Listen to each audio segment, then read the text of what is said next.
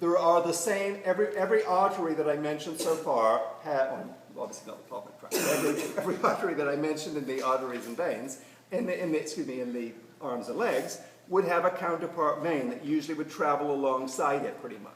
So it's pretty easy to shoot the blood down. Getting it back is harder. So in both the arms and the legs, there's a couple of extra veins as ways to get the blood back. So rather than have just the ones we've already looked at for the artery, we're going to look at a couple of those other ones for the veins. Now it claims that we can see the femoral arteries and the deep femoral vein and the deep femoral vein and some of that stuff. Maybe you can, but they're all disconnected here, and it doesn't, I mean, I think this is meant to be the femoral vein going in here, but it's a little hard to see what's going where. So really there's only a couple of veins we can see. This vein, which goes all the way up here, the extra veins don't get named in lots of sections, they just get one name all the way. So this is the great saphenous vein. So the longest vessel in our body that keeps its name all the way. So it starts out draining the foot region and goes all the way up here, collecting other tributaries as it goes. So the great saphenous vein is there. This is the lesser saphenous vein, but it's not even on the list. It's one of the few we can see. These are not on there at all. So really, for the leg, that's pretty much it of what I could realistically put. So that's the great saphenous vein. It will be the right great saphenous vein. Then when we get to the iliac arteries and veins, you can see that they are completely lined up the way I was talking about, and that would be true for all of these. So this was the external iliac artery, so here's the external iliac vein, the internal iliac vein, and the common iliac vein. So this time, the external and internal are pooling into the common because we're going back to the heart. So here again, this would be the right external iliac vein, the right internal iliac vein, joining to form the common iliac vein on the right. Here, the common artery starts out and then divides into internal and external. So once we've got some of the arteries, some of the veins at least have the same names. So we've done lower limbs, we've done pelvic region. This is the inferior vena cava here, compared to the aorta. So the renal arteries come in, the renal veins come in, left and right renal vein. They're kind of a giveaway because the kidneys are right there and they're nice and kidney shaped. So, but what happened to all of the superior mesenteric and all of that stuff?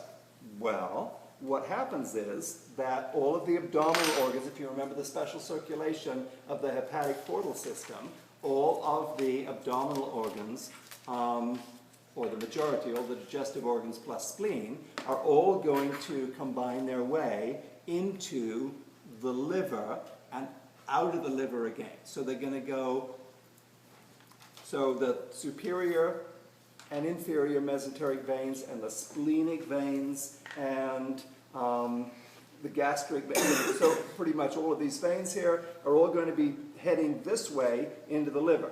So here's the splenic vein. This is the superior mesenteric vein, doesn't even show the inferior mesenteric vein. That's the gastric vein coming in there.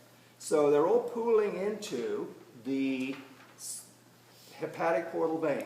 And you just know that I would love to be able to put the hepatic portal vein on there, but unfortunately we can't see it. Because we can see them all coming in, then we see the liver, but we actually can't, without seeing if it's underneath there, can't really see the hepatic portal vein. If I could lift that liver up or something, maybe I could. So that's one of those things that's too bad. We want to know what the hepatic portal vein is, but then when it's leaving the liver, it's leaving via the hepatic vein. Because if there was no hepatic portal system, we'd have a hepatic artery and a hepatic vein. The hepatic portal system is merely funneling blood in from other organs so the liver can do its job, and then the hepatic vein ends up being quite large because it's got all that extra blood to get rid of. So the hepatic vein is going into the inferior vena cava. In the upper limbs, again, we would have the ulnar, the radial, the brachial. That looks like a bit of the brachial vein right there. But we have also got a couple of veins which have names that are separate and don't have their counterparts. So they are the the basilic vein and the cephalic vein. So, like the great saphenous vein, they're going to start down here and go the whole distance here. So, how can we remember which is which? Well, the basilic vein is the one that's going to join the brachial vein and go into here. And so the two B's go together, so to speak. So I'm not going to really ask the brachial vein because that's too teeny to put. But if we can kind of see where it is, it's got the same number as the brachial artery, 24, so that clues us in. And then, so here's the basilic vein, and then the cephalic vein comes up to here. So you can just remember those. This is the not very well illustrated on here, but there's a vein that connects the two, the median cubital vein, which is where blood is often taken from. And so this is trying to be that, but not very well drawn, but that's what that is. Okay, basilic vein, cephalic vein, and so then a lot of these others here, meanwhile, all the arteries I mentioned have their own ones, so this would be the brachial artery. This is the axillary artery, axillary brachial vein, axillary vein, just like the axillary artery, subclavian vein, just like the subclavian artery. So now they're starting to match up their pairs. So the basilic vein is going to join the brachial vein and form the axillary vein, and then the cephalic vein joins to form then the subclavian vein.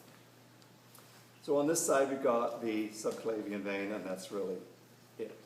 That's the subclavian vein coming in there.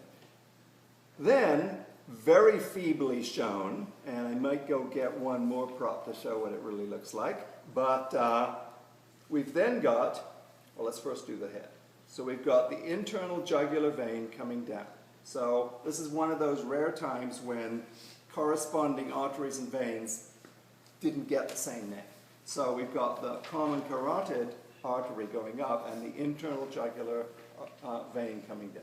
There is an external jugular, but it's much smaller and that doesn't actually join up to form a common one or anything like that. So the main vein coming down, draining all the head, the brain, and then a large part of the head would be the internal jugular vein.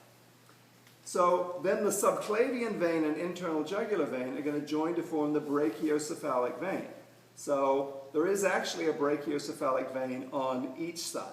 And there's a model over there that shows it better that maybe I'll get when we're done. So this is the brachiocephalic vein on the left. On the right, they have really not shown it, so it's impossible to show. But if I did put it over on this side, you would have to say left brachiocephalic vein because there really is a right one. It's more Y-shaped, but here it doesn't look like. It looks like they almost enter separately.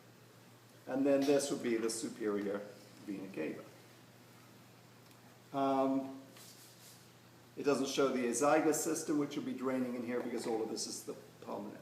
So we can kind of forget about that for the purposes of this. But then the pulmonary circulation, if number 8 was on this lovely little vessel here, we would say it is the pulmonary vein. Right, so it would be left pulmonary vein. And you can just put left for any of them. You can see that they're trying to show 2 coming in there, and 2, it looks like it's entering there, but clearly it's going behind and entering somewhere in there. So those are the pulmonary veins. So kind of like the guy, you know those Men's Warehouse commercials where the guy